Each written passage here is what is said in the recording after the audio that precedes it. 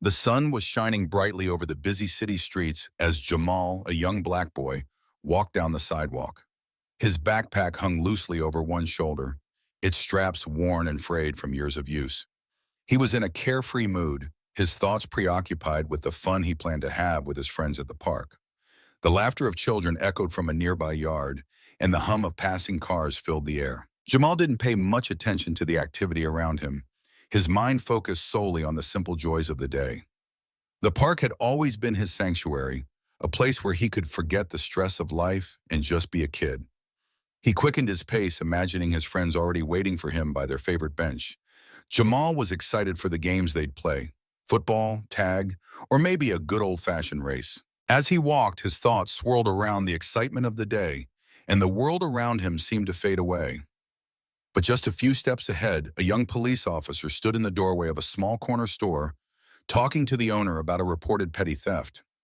The store owner claimed a young person had taken a few items without paying, leaving quickly before anyone could stop him. The description given was vague, but it was enough for the officer to form an assumption. The thief was a black boy, wearing a hoodie and jeans. The description lacked key details, but the officer, without hesitation, locked onto the idea that any black child nearby could be the culprit. As Jamal passed the store, the officer's eyes narrowed. He studied Jamal for a moment, sizing him up with an intensity that seemed to defy logic or reason. Jamal, lost in his own thoughts, remained oblivious to the officer's gaze. He didn't notice until the officer was just a few steps away. There was something about the man's stare that made Jamal uneasy, though he couldn't understand why.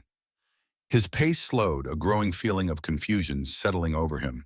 Before Jamal could say a word, the officer stepped forward, his actions quick and forceful.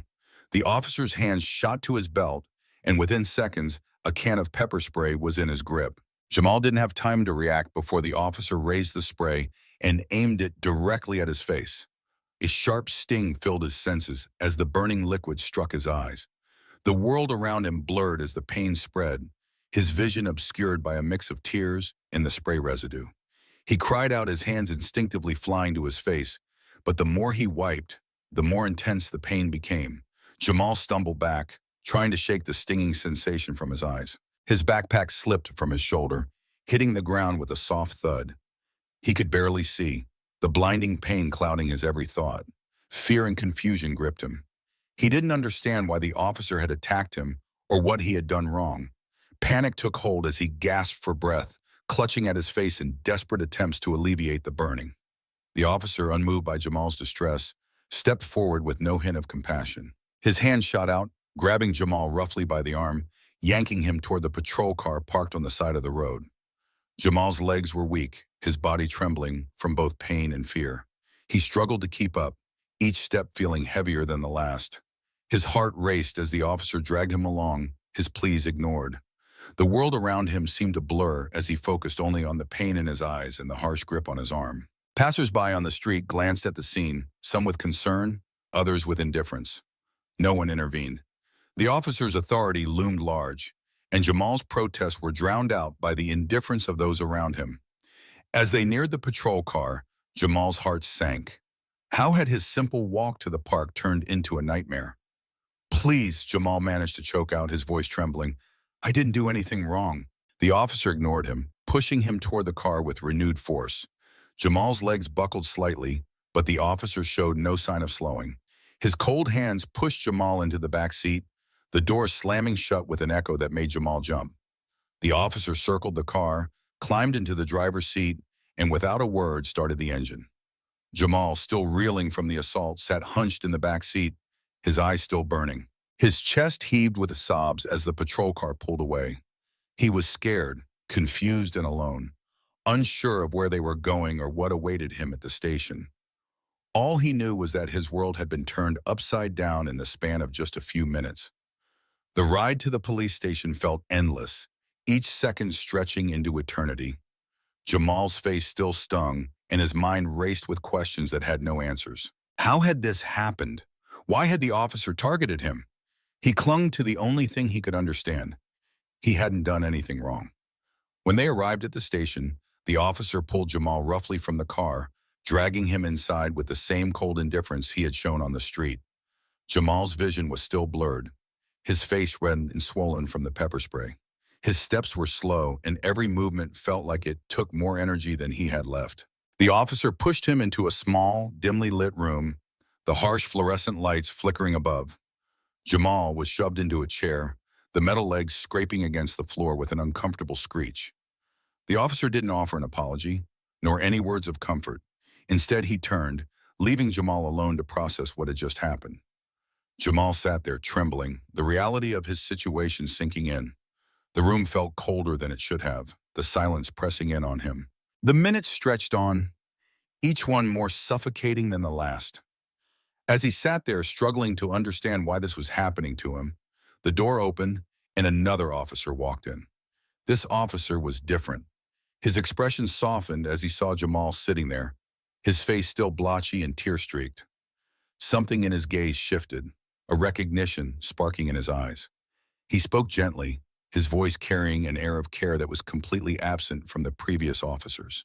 "How are you doing, son?" he asked, his tone kind, almost fatherly. Jamal blinked, still unsure how to respond. He had been met with nothing but hostility up until now. The gentle words felt foreign, jarring even.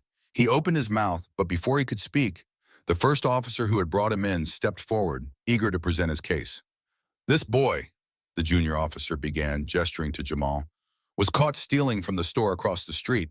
The senior officer paused, his gaze flickering from the boy to the officer's report. He raised an eyebrow, a flicker of doubt crossing his face. "Are you sure about that?" he asked, his voice calm but firm. Something about the situation didn't sit right with him, and his instinct told him to question the story further. The junior officer's response came with the same certainty that had led him to accost Jamal in the first place. "He was near the store, and when I saw him, I knew he was the one." The senior officer shook his head slowly, his expression growing serious. He turned to Jamal, his gaze softening. "No, this boy isn't the one," he said, his voice lowering, full of understanding. "He's not a thief." Jamal's heart skipped a beat, a glimmer of hope fighting through his fear. He hadn't stolen anything. The officer finally seemed to realize that the truth was far different from what the junior officer had assumed. But as the senior officer continued to speak, the gravity of the mistake hit home for the junior officer. The senior officer's words hung in the air like a heavy weight. For a moment, the junior officer stood there, speechless, his confidence shattered. The realization of his mistake hit him like a thunderclap, his earlier bravado crumbling in the face of the truth. His face turned pale as his mind tried to process what was unfolding. Jamal, still sitting in the cold interrogation room, looked from one officer to the other. His tear-streaked face still ached from the lingering burn of the pepper spray. But now there was a glimmer of hope, something he hadn't dared to feel in the past few hours. He hadn't done anything wrong. His innocence, it seemed, was finally being acknowledged. The senior officer took a deep breath, clearly shaken by the misunderstanding. He turned to the junior officer, his voice calm but firm. "You need to understand something," he said. "You cannot make assumptions based solely on a person's appearance. This isn't just a case of mistaken identity. This is about how we, as officers, approach every situation. Jamal is not a criminal." The junior officer stood there, staring at the floor, unable to find his voice. His hand twitched slightly, as though he wanted to speak, but no words came out. Jamal could see the fear in his eyes now, a fear that had been absent earlier when he had acted so decisively. The junior officer had been so certain of his own judgment, so quick to profile Jamal based solely on his race. But now his confidence had been shattered by the truth. Jamal's heart raced as he tried to make sense of it all. He had been pulled from the street, brutalized with pepper spray, and dragged through the police station. All because of a lie. The officer had seen a black boy walking near a store and immediately assumed the worst. No evidence. No facts, just a prejudice that had clouded his judgment. The senior officer sighed, his hand rubbing his face in frustration. "You don't just get to treat people like this. This is not how we serve the community, and it's not what we stand for. I want you to understand that." His voice carried a sharp edge now, an authority that made the junior officer shrink back. The junior officer's head hung lower, his shoulders slumped in defeat. He had no words to offer in his defense.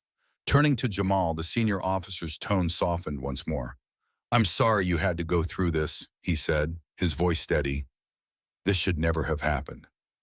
He reached into his pocket and pulled out his phone, dialing a number without looking down. "Get Chief Williams on the line," he ordered, his tone now authoritative, yet not unkind. Jamal felt his pulse quicken. The chief? Was that his father? The senior officer turned back to him, a slight reassuring nod indicating he understood the confusion in Jamal's eyes. "Don't worry, son," the senior officer said gently. "We'll get this sorted out." Jamal opened his mouth to speak, to ask what was happening, but before he could, the phone in the senior officer's hand buzzed. The senior officer answered it quickly, his voice low as he spoke into the receiver. Jamal strained to hear the words, but they were too faint. The officer glanced at him, then moved away, speaking quietly. As the seconds ticked by, Jamal sat there, his head spinning. He had always known his father was the chief, but it had never really meant anything to him until now.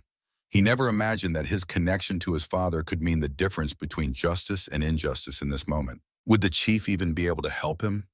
Could his father fix this? Suddenly, the door to the interrogation room opened again, and this time it was not the senior officer or the junior one who entered. The familiar face of his father, Chief Williams, stood in the doorway, his expression one of concern and urgency. "Jamal," the chief said, his voice thick with emotion. "What's going on here? What's happened to you?" Jamal's breath caught in his throat. His father, the man who had always been a figure of power and control, stood before him, his face a mirror of worry and frustration. For the first time, Jamal could see the weight of the responsibility his father carried. "Dad," Jamal whispered, his voice breaking, "I didn't do anything wrong. I don't understand why he did this." Tears welled up again, but this time they felt different.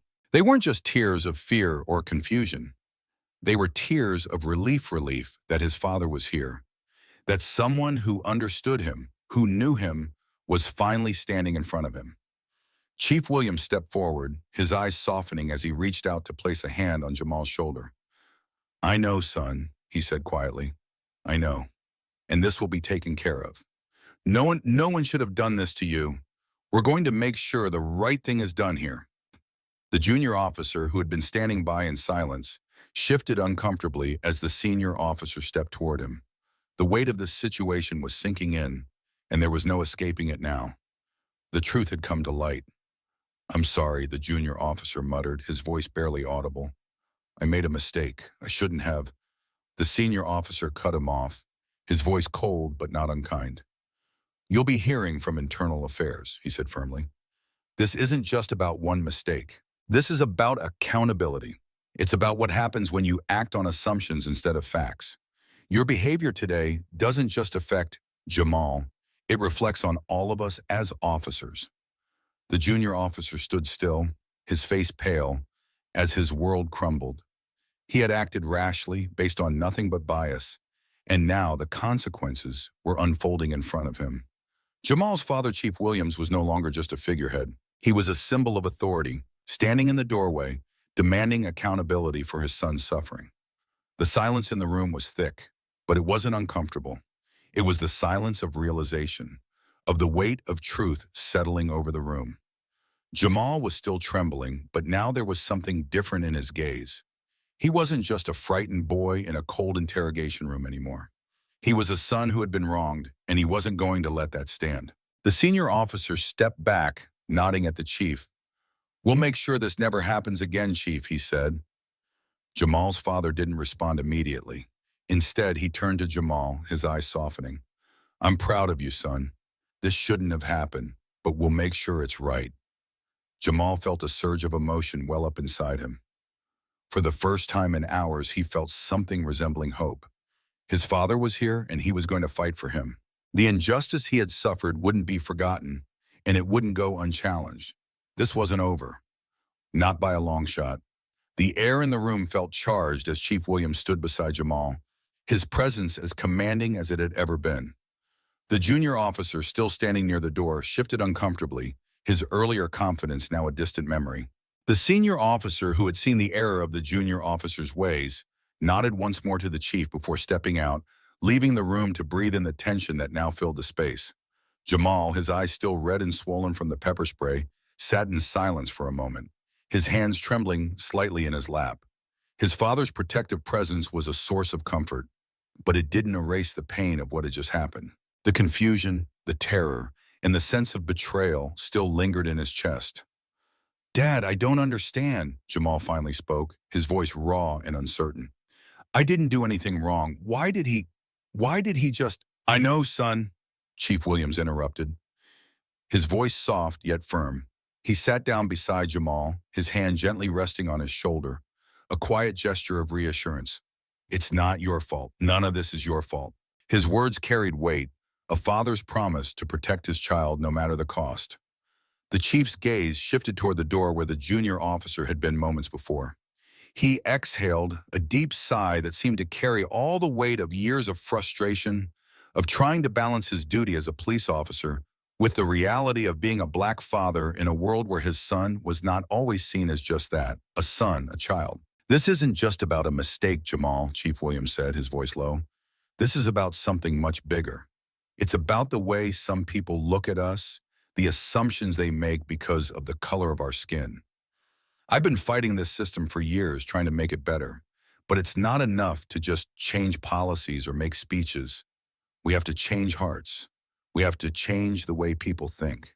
Jamal's eyes widened as he listened, his mind struggling to process the depth of his father's words. "But Dad, is it always going to be like this? Will they always see me like that? Will I always be a target because of who I am?" Chief Williams paused, his eyes clouding with the weight of Jamal's question. It wasn't a question he could easily answer, not one that could be solved in a single conversation. But he had to try. "No, Jamal." "Not always," the chief said, his voice filled with a mix of hope and determination. "Things are changing. We've come a long way, but we've got a long way to go. This," he gestured around the room to the officer, to the building itself, "is just one example. And we're going to make sure it never happens again, not to you and not to anyone else." The sound of footsteps echoed down the hall, and the door to the interrogation room opened once more. The senior officer re-entered, this time with a clipboard in hand. He looked to the chief, who stood, his presence still commanding. "We've already started an internal investigation," the senior officer said, his voice serious but respectful. "The junior officer has been removed from active duty until further notice. I've already made the call to internal affairs, and they'll be handling this from here on out." Chief Williams nodded, satisfied with the swift action. "Good, but it's not enough. This needs to be public. This needs to be seen. People need to know that this is unacceptable, not just for Jamal, but for anyone who might have to face this same kind of treatment." The senior officer hesitated for a moment, clearly understanding the gravity of what the chief was asking. "I'll get the ball rolling on the press release, sir. We'll make sure the public knows what happened here." Jamal felt a sense of relief, though it was tinged with the sadness that had been building inside him. His father's words, the officer's actions, it wasn't going to change what had already happened to him. But the thought that others might not have to go through this, that change could come from this nightmare, was something that eased the tension in his chest just a little. "I don't want this to be something people forget," Jamal said quietly, his voice steady despite the emotional turmoil inside. "I don't want it to just go away and not matter. I want people to see how it feels, what it's like. Maybe, maybe it'll make them understand." Chief Williams looked at his son, pride filling his heart. He had always known Jamal was strong, but in this moment, he saw a new kind of strength. A strength forged in the fire of injustice, but tempered by hope and a desire for change. "Jamal, you're right," the chief said, his voice thick with emotion. "This isn't just about one officer or one mistake. It's about the whole system. And if we don't speak up, if we don't hold people accountable, then nothing will ever change. You've got the power to make a difference, and we're going to make sure your voice is heard." The door opened once again, and this time it was the chief's superior, the police commissioner, who entered the room. His presence was immediate, his gaze sharp but not unkind. He had been briefed on the situation and was here to address the matter personally. "Chief Williams," the commissioner said, his voice carrying a weight of authority, "I've been following this closely, and I want to assure you that we will be taking the necessary steps to ensure this never happens again. I've already spoken with the mayor, and we're going to make sure that the junior officer in question is held fully accountable." There will be a full investigation, and we're going to make sure this incident doesn't go unnoticed. The commissioner turned to Jamal, his gaze softening. I want you to know that this is not a reflection of who we are as a department. I'm deeply sorry for what you've been through today. And I promise you that we'll do everything in our power to make sure this doesn't happen to anyone else. Jamal nodded, though his emotions were still raw. The words were comforting, but they didn't erase the fear and confusion he had felt. His father's hand on his shoulder remained a steadying force, keeping him grounded amidst the whirlwind of voices and decisions. We'll be in touch, the commissioner added, before turning to leave the room. You'll hear from us soon. As the door closed behind him, Chief Williams placed his hands on Jamal's shoulders, looking him in the eye. This isn't the end, son, he said. This is just the beginning. And you're going to help change the world, just by being you. Jamal finally allowed himself a small, shaky smile. He didn't know exactly what the future held, but for the first time in a long while, he believed it could be different. And that belief, no matter how small, was enough to light the way forward. The days that followed felt like a blur to Jamal.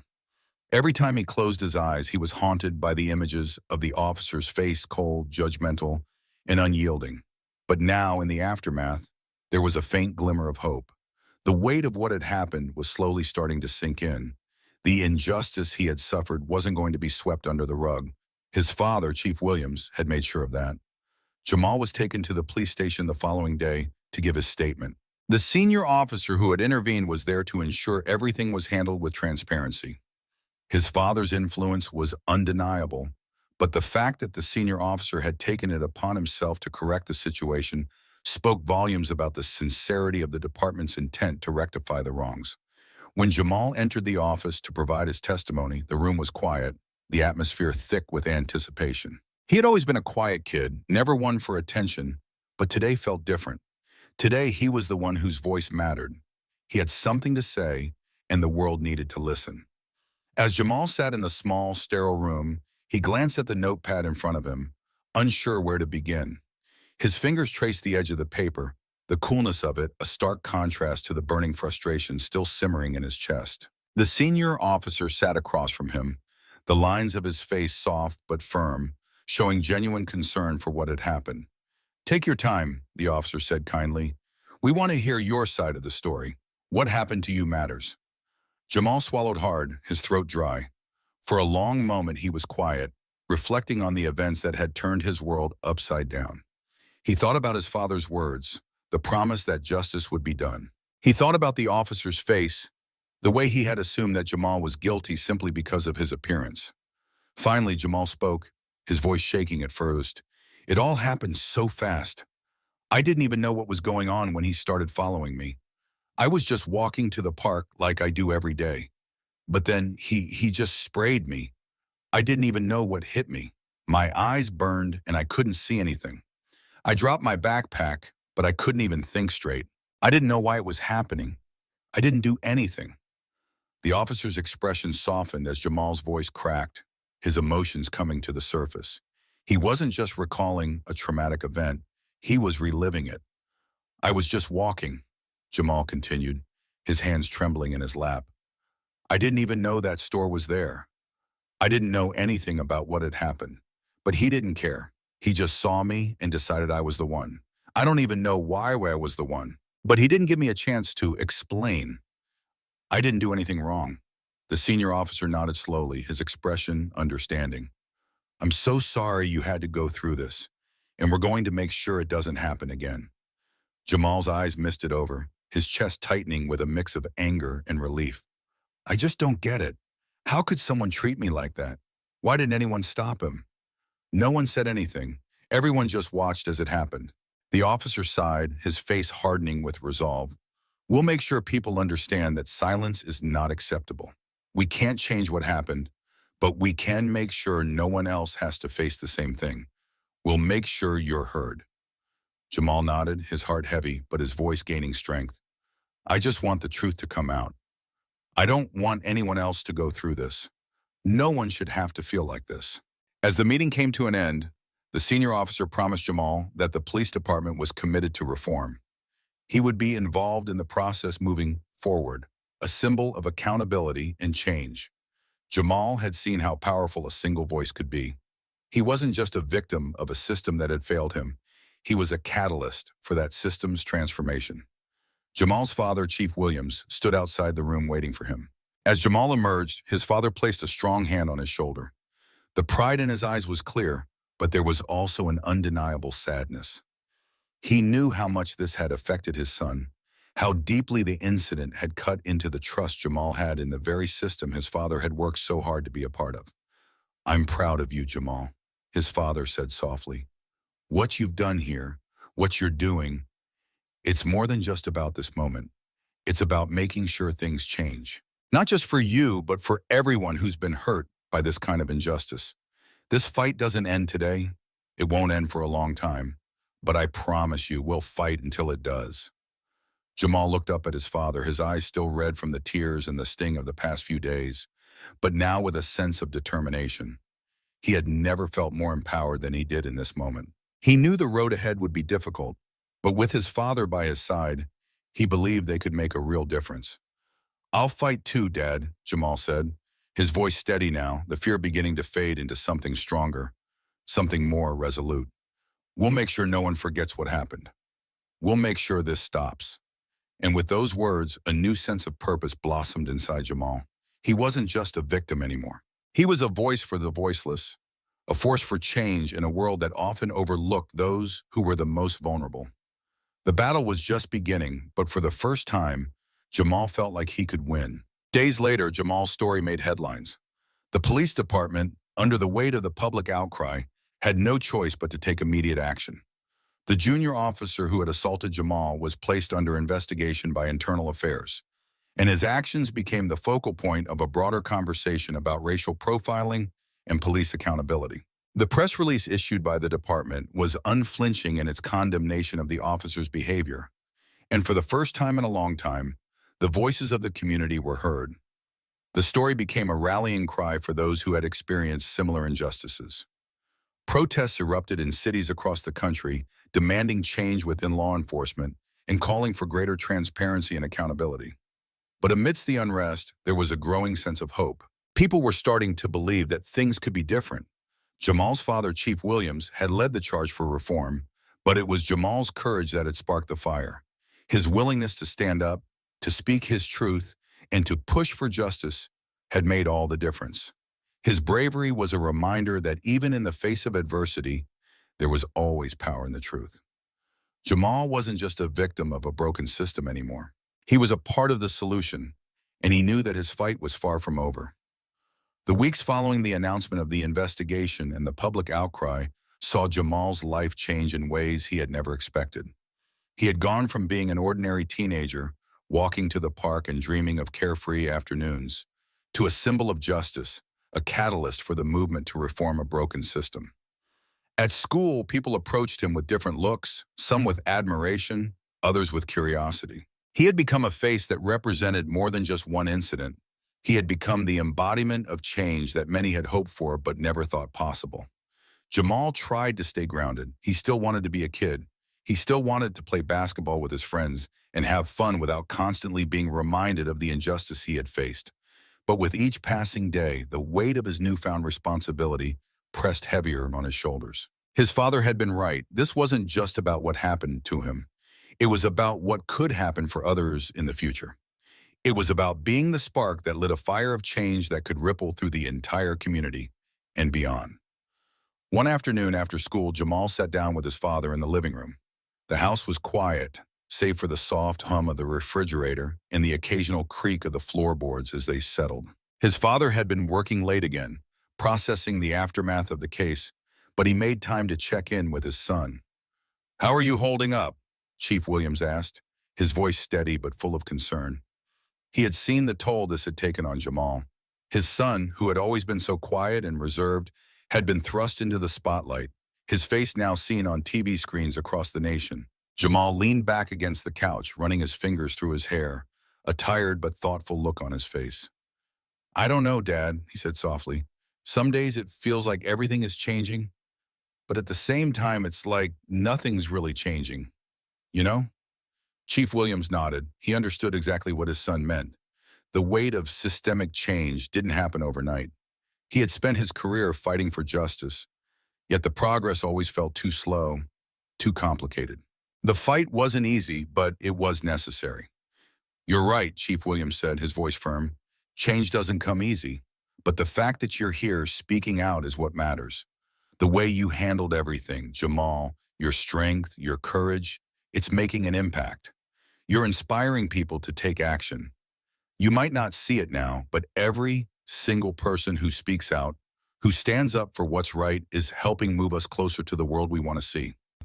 Jamal looked at his father, taking in the words, but the truth of them felt distant, like something he could almost touch but hadn't yet fully grasped. "But why does it have to be like this? Why did I have to go through all of that to make people see? Why couldn't I just walk to the park like any other kid?" His father's eyes softened as he leaned forward, placing his hands on Jamal's.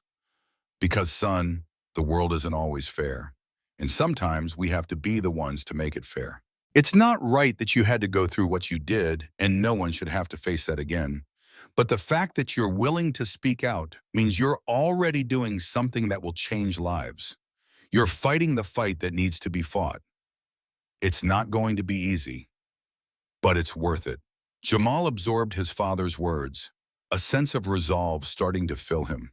He wasn't sure what the future held, but he knew he had a role to play in shaping it. And despite the pain of what he had gone through, he was ready to continue that fight. Not just for himself, but for every other person who had ever felt overlooked, unheard, or unjustly targeted. The next few months saw a cascade of changes, all stemming from the incident that had ignited the fire within Jamal. The police department, under pressure from both public outcry and internal investigations, began implementing new training programs focused on racial bias and de-escalation tactics. The junior officer who had attacked Jamal was fired, and a new policy was put in place, requiring officers to undergo yearly bias awareness training. But the true victory was in the ripple effect Jamal had sparked. Communities across the city started organizing forums, meetings, and public discussions on race, law enforcement, and accountability. What had started as one boy's experience became a national conversation, bringing awareness to systemic racism and police brutality. As Jamal sat in the crowd at one of those forums, listening to people speak about their own experiences, he felt the weight of the journey ahead. There was still so much work to do, and while some progress had been made, the fight was far from over. But Jamal understood something now that he hadn't before. Change wasn't just about the battles you fought, but about how you fought them. It was about the stories you told and the voices you uplifted. It was about making sure that the truth wasn't just heard, it was acted upon. The moment the forum ended, Jamal walked outside to find his father waiting for him by the car. There was a new determination in the chief's eyes, one that had been kindled by Jamal's bravery. Together they had taken the first steps toward change. But both of them knew the path ahead was long. Jamal looked up at his father, a steady resolve in his heart. "Dad, do you think we'll get there? Do you think things will ever really change?" Chief Williams smiled, placing a hand on his son's shoulder.